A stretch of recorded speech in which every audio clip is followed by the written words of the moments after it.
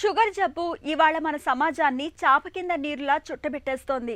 ప్రతి ఇంట్లోనూ ఒకరో ఇద్దరో షుగర్తో బాధపడుతున్నారంటేనే ఇది ఎంత తీవ్రంగా విస్తరిస్తుందో అర్థం చేసుకోవచ్చు. మధుమేహం బారిన పడటానికి కారణాలేమని అడిగితే మనలో చాలామంది అధిక బరువును, బద్ధకపు జీవనశైలిని కారణంగా చూపిస్తారు. వీటితో పాటు కొలెస్ట్రాల్, కుటుంబ చరిత్ర కూడా మధుమేహాన్ని తెచ్చిపెట్టే కారణాలే. అయితే ఇప్పుడు వీటికి తోడుగా కాలుష్యాన్ని కూడా జత చేసుకోవాలని నిపుణులు చెబుతున్నారు. కాలుష్యం మూలంగా మానవాళికి మధుమేహ ముప్పు ఎలా పెరుగుతుందో ఇప్పుడు తెలుసుకుందాం.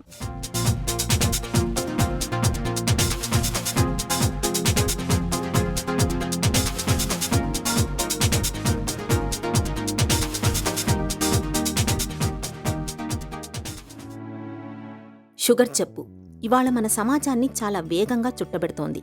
గాడి తప్పిన ఆహారపు అలవాట్లు, గజిబిజి జీవనశైలి, వ్యాయామం ఊసే లేకపోవడం, బరువు అదుపు తప్పడం మొదలైన కారణాల వల్ల చాలామంది మధుమేహం ఉచ్చుకు చిక్కుతున్నారు. ఇవాళ వీటికి కాలుష్యం కూడా తోడవుతోంది.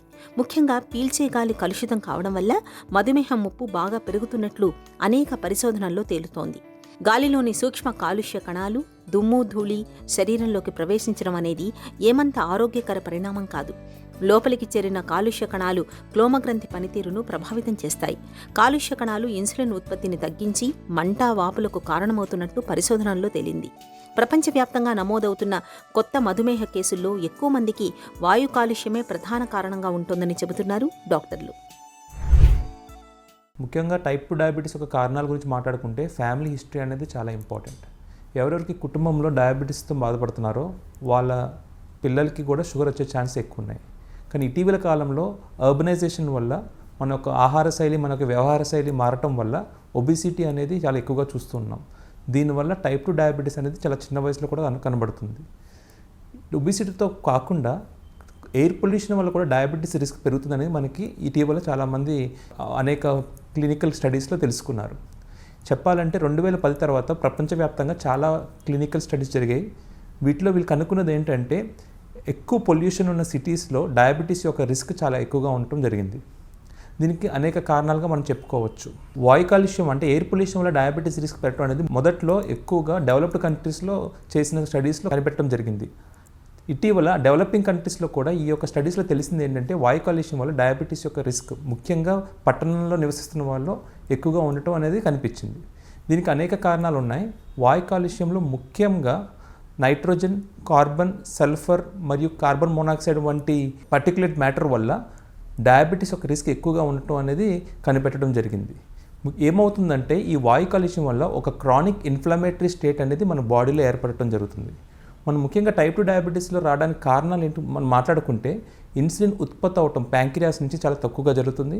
ఈ ఉత్పత్తి అయిన ఇన్సులిన్ కూడా వేరే యొక్క అవయవాల మీద యాక్ట్ చేయటం జరగదు. ఇన్సులిన్ రెసిస్టెన్స్ అని అంటాము.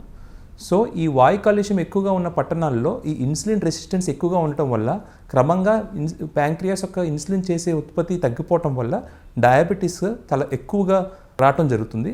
అతి ముఖ్యంగా వృద్ధుల్లో, ప్రెగ్నెంట్ ఉమెన్లో, ఒబిసిటీతో బాధపడుతున్న వాళ్ళు ఈ వాయు కాలుష్యం వల్ల డయాబెటీస్ రిస్క్ ఎక్కువగా ఉంటుంది. ఇప్పటికే మధుమేహంతో బాధపడుతున్న వాళ్ళు లేదా ముందస్తు మధుమేహ దశలో ఉన్న వాళ్ళకి కాలుష్యంతో ప్రమాదం పొంచి ఉందని ప్రపంచవ్యాప్తంగా జరిగిన అధ్యయనాలు హెచ్చరిస్తున్నాయి. వాయు కాలుష్యం మూలంగా ఊపిరితిత్తుల పనితీరు దెబ్బతినడంతో పాటు ఇన్సులిన్ నిరోధకత కూడా పెరుగుతోంది. ఈ పరిణామం చివరికి మనల్ని మధుమేహానికి చిక్కేలా చేస్తోంది. కాలుష్యం పెరుగుతున్న కొద్దీ గాలిలో నుసి పదార్థాల శాతం కూడా పెరుగుతుంది. ఈ కలుషిత గాలిని పీల్చినప్పుడు గాలిలోని నుసి మనకు తెలియకుండానే మన రక్షణ వ్యవస్థను ఛేదించుకుని ఒంట్లోకి వెళుతుంది. 2.5 మైక్రాన్ల పరిమాణంలోని నుసి గాలిలో ఎక్కువసేపు తేలియాడుతూ ఉంటుంది. ఇది శ్వాస ద్వారా తేలికగా ఊపిరితిత్తుల లోపలి భాగాలకు చేరుకుంటుంది. ఆక్సిజన్, కార్బన్ డయాక్సైడ్ మార్పిడి అయ్యే గాలి గదుల వరకు చొచ్చుకుపోవచ్చు. కాలుష్య కారకాలు రక్తం ద్వారా శరీరంలోని ఇతరత్ర భాగాలకు చేరుకోవచ్చు. ఇది పూడికలకు, రక్తనాళాల లోపలి మార్గం సన్నబడ్డానికి దారితీస్తుంది. దీంతో రక్తపోటు పెరిగి క్రమంగా గుండెపోటు, పక్షవాతం వంటి జబ్బుల ముప్పు పెరుగుతుంది. ఆయా భాగాలలో వాపు ప్రేరేపితం కావడం వల్ల కాలేయ జబ్బులు, క్యాన్సర్లు వంటివి తలెత్తవచ్చు. ఈ ఎయిర్ పొల్యూషన్ అనేది మనకు ఎక్కువగా పట్టణ ప్రాంతాల్లో, ఎందుకంటే వాహనాల యొక్క వాడటం ఎక్కువ పెరగటం వల్ల, అర్బనైజేషన్ వల్ల, ఇండస్ట్రీస్ ఎక్కువ రావటం వల్ల ఈ ఎయిర్ పొల్యూషన్ యొక్క సమస్యలు ముఖ్యంగా పట్టణంలో మనం చూస్తున్నాం. సో దీని తోడు ఒబిసిటీ కూడా పెరగడంతో ఈ డయాబెటీస్ యొక్క రిస్క్ క్రమంగా పెరుగుతూ వస్తుంది. చాలా చిన్న వయసులో కూడా టైప్ 2 డయాబెటీస్ అనేది చూడటం చాలా బాధాకరం. ఎయిర్ పొల్యూషన్ వల్ల వచ్చే పదార్థాల వల్ల లంగ్ క్యాన్సర్, బ్రెయిన్ స్ట్రోక్ మరియు కార్డియోవాస్కులర్ డిసీజ్ అంటే హార్ట్ అటాక్ వంటి సమస్యలు కూడా ఎక్కువ వచ్చే అవకాశాలు ఉన్నాయి. ఎవరెవరికి డయాబెటీస్ రిస్క్ ఉందో అంటే ఎవరెవరికి ఫ్యామిలీలో డయాబెటీస్తో బాధపడుతున్న వాళ్ళు ఉన్నారో, ఎవరి యొక్క బరువు అత్యధికంగా ఉండటం జరుగుతుందో అంటే ఓవర్ వెయిట్ కానీ ఒబిసిటీ కానీ, వీటితో పాటు ఆహార శైలి మరియు జీవనశైలి ఎవరు సరిగ్గా పాటించట్లేదో వాళ్ళకి డయాబెటీస్ వచ్చే రిస్క్ ఎక్కువగా ఉంటుంది. సో వీళ్ళు క్రమంగా మంచి ఆహారం తీసుకుని రోజు అరగంట పాటు వ్యాయామం చేసి సరైన నిద్ర ఉండేటట్టు చూసుకుంటే మీ డయాబెటీస్ యొక్క రిస్క్ చాలా వరకు మనం తగ్గించవచ్చు. వీటితో పాటు ఎవరెవరు ఎక్కువగా రోడ్ల మీద తిరగటం లాంటి అనేక కారణాల వల్ల అలాంటి అవకాశాలు ఉన్నాయో వాళ్ళు కూడా కొన్ని జాగ్రత్తలు పాటించాల్సి వస్తుంది. ఎందుకంటే ఈ వాయు కాలుష్యం వల్ల మనకు ఇప్పుడు డయాబెటీస్ వచ్చే రిస్క్ ఉందని మనకు తరచూ చాలా స్టడీస్లో మనకి తెలుస్తుంది. సో దీనివల్ల మీరు మంచి మాస్కులు లాంటివి వాడటం, ఎక్కువ టైము హై పొల్యూషన్ ఉన్న ఏరియాస్లో ఎక్కువసేపు గడపకుండా ఉండటం, ఇలాంటి జాగ్రత్తలు తీసుకుంటే మీరు వాయు కాలుష్యం వల్ల వచ్చే డయాబెటీస్ రిస్క్ తగ్గించుకునే అవకాశం ఉంది. వాయు కాలుష్యం అంటే ఇండస్ట్రీస్ నుంచో లేకపోతే వాహనాల నుంచో వచ్చే పొగ మాత్రమే కాదు, ఎవరెవరు స్మోకింగ్ చేస్తున్నారో వాళ్ళ వల్ల కూడా ఈ వాయు కాలుష్యం ఒక తీవ్రత పెరిగే ఛాన్స్ ఉంది. సో ప్రభుత్వ పరంగా కొన్ని సామాజిక డిసిషన్స్ తీసుకోవటం అనేది చాలా తప్పనిసరి. పబ్లిక్ స్మోకింగ్ అనేది మనం చాలా వరకు నివారించాలి.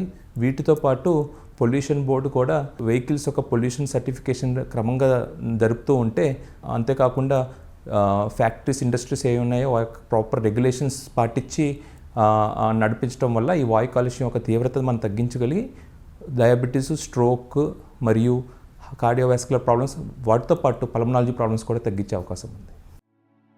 మన చుట్టూ ఉండే పరిసరాల మీదే మన ఆరోగ్యం ఆధారపడి ఉంటుంది. ముఖ్యంగా మధుమేహం, గుండె జబ్బులు, పక్షవాతం, క్యాన్సర్ల వంటి ప్రమాదకర జబ్బుల్ని నివారించుకోవడానికి పరిసరాల్ని, వాతావరణాన్ని పరిశుభ్రంగా ఉంచుకోవాలి. ముఖ్యంగా పీల్చుకునే గాలి, తాగే నీరు కలుషితం కాకుండా తీసుకోవాల్సిన బాధ్యత మనందరిది. ప్రతి ఒక్కరూ ఇంటి పరిసరాల్లో మొక్కలు నాటాలి.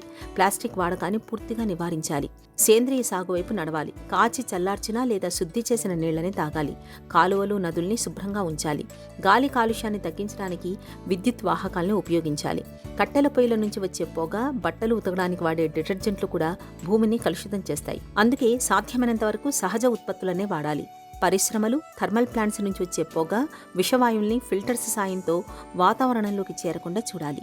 అప్పుడే మనకు మధుమేహం వంటి విపత్తుల ముప్పు తప్పుతుంది.